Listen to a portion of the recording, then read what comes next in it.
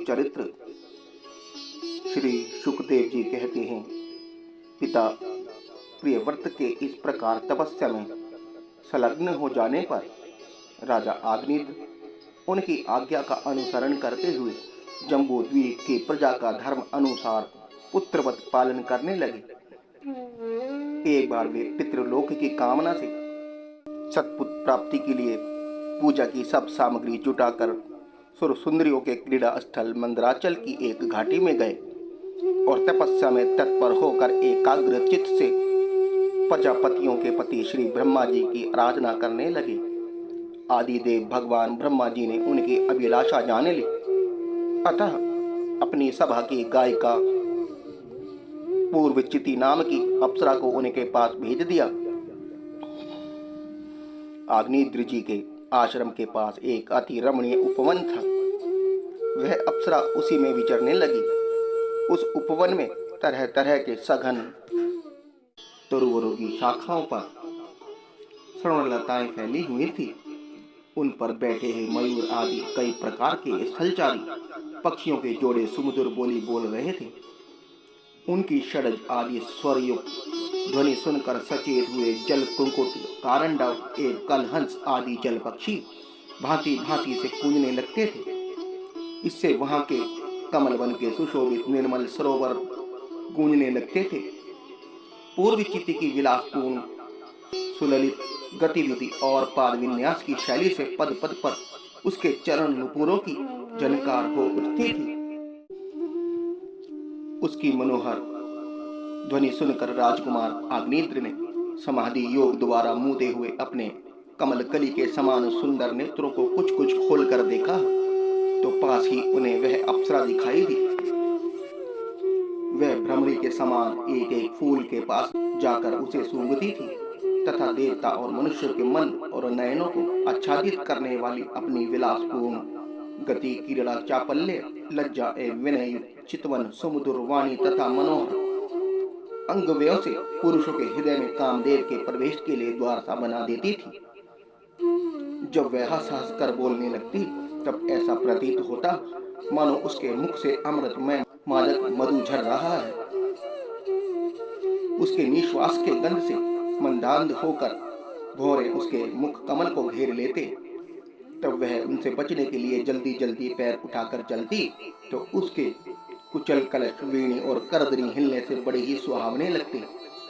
यह सब देखने में भगवान कामदेव को आग्नेय के हृदय में प्रवेश करने का अवसर मिल गया और वे उनसे अधीन होकर उसे प्रसन्न करने के लिए पागल की भांति इस प्रकार कहने लगे, मुनिव्रय, तुम कौन हो? इस पर्वत पर तुम क्या करना चाहते हो? तुम परम पुरुष श्री नारायण की कोई माया तो नहीं हो? बोहों की ओर संकेत करके सके तुमने ये बिना डोरी के दो धनुष क्यों धारण कर रखे हैं? क्या इनसे कोई तुम्हारा प्रयोजन है अथवा इस संसार रण्य में मुझ जैसे मत वाले मृगों का शिकार करना चाहते हो? कटाक्षों को लक्ष्य करके तुम्हारे ये दो बाण तो बड़े सुंदर और पहने हैं। अहो, इनके कमल दल के पंख हैं, देखने में बड़े शांत हैं और है भी पंखहीन। यहाँ वन में विचरते हुए तुम इन्हें किस पर छोड़ना चाहते हो? यहाँ तुम्हारा कोई सामना करने वाला नहीं दिखाई देता। तुम्हारा वह पराक्रम हम जैसे जड़ बुद्धियों के लिए कल्याणकारी हो। भौरों की ओर देखकर भगवान तुम्हारे चारों ओर ये जो शिष्यगण अध्ययन कर रहे हैं वे तो निरंतर रहस्ययुक्त समागान करते हुए मानो भगवान की स्तुति कर रहे हैं और ऋषिगण जैसे वेद की शाखाओं का अनुसरण करते हैं, उसी प्रकार ये सब तुम्हारी चोटी से झड़े हुए पुष्पों का सेवन कर रहे हैं। नुपुरों की शब्द की संकेत करके ब्रह्मन तुम्हारे चलन रूप पिंजरों में तो तीतर बंद है। उनका शब्द तो सुनाई देता है परंतु रूप देखने में नहीं आता। करधनी सहित पीली साड़ी में अंग की कांति की उपेक्षा कर तुम्हारे नितंबों पर यह कदम कुसुमों की सी आभा कहां से आ गई?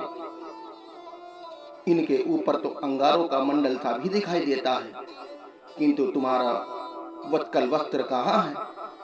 कुकुमंडित कुचों की ओर लक्ष्य करके द्विजवर तुम्हारे ये इन दोनों सुंदर सींगों में क्या भरा है? अवश्य ही इनमें बड़े अमूल्य रत्न भरे हैं। इसी से तो तुम्हारा मध्य भाग इतना कृश होने पर भी तुम इनका बोझ ढो रहे हो। यहाँ जाकर तो मेरी दृष्टि भी मानो अटक गई है। और सुभग, इन सींगों पर तुमने यह लाल लाल लेप सा क्या लगा रखा है? इसकी गंध से तो मेरा सारा आश्रम महक उठा है।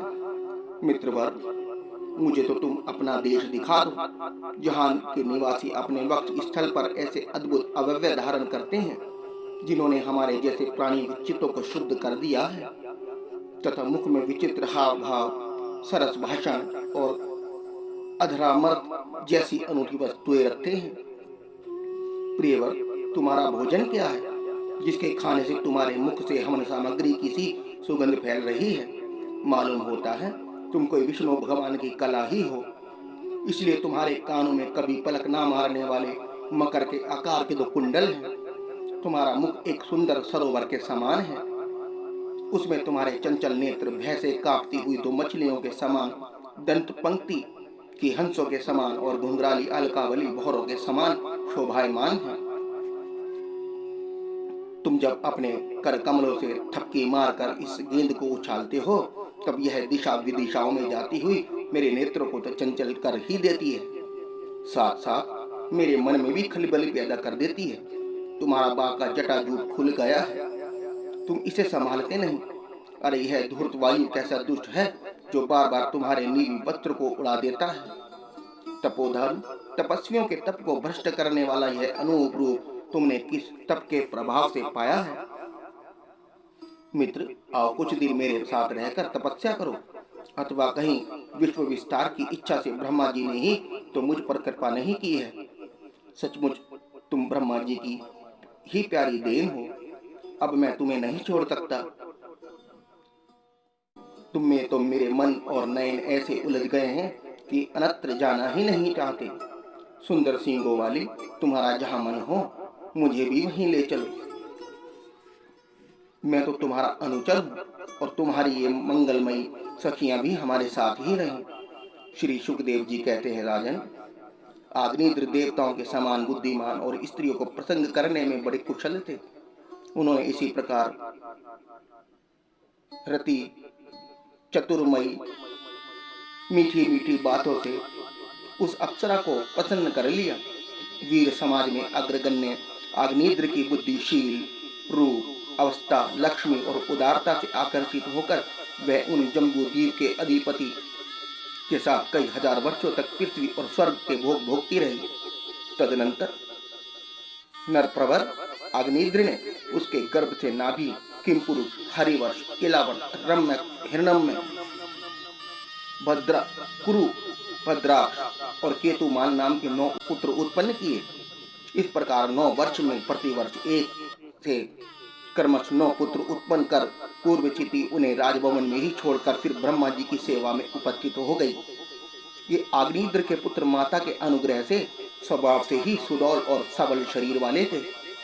अग्निद्र ने जम्बूद्वीप पे विवाह करके उन्हीं के समान नाम वाले 9 वर्ष भूखंड बनाए और उन्हें एक एक पुत्र को सौंप दिया। तब वे सब अपने अपने वर्ष का राज्य भोगने लगे। महाराज अग्निद्र दिन दिन भोगों को भोगते रहने पर भी उनसे अतृप्त नहीं रहे। वे उस अप्सरा को ही परम पुरुषार्थ समझते थे। इसलिए उन्होंने वैदिक कर्मों के द्वारा उसी लोक को प्राप्त किया, जहाँ पितृगण अपने सकृत के अनुसार तरह तरह के भोगों में मत रहते हैं। पिता के परलोक सिधारने पर नाभि आदि 9 भाइयों ने मेरु देवी प्रतिरूपा, उग्र दृष्टि, लता, रम्मा, श्यामा, नारी, भद्रा और देववीति नाम की 9 कन्याओं से विवाह किया।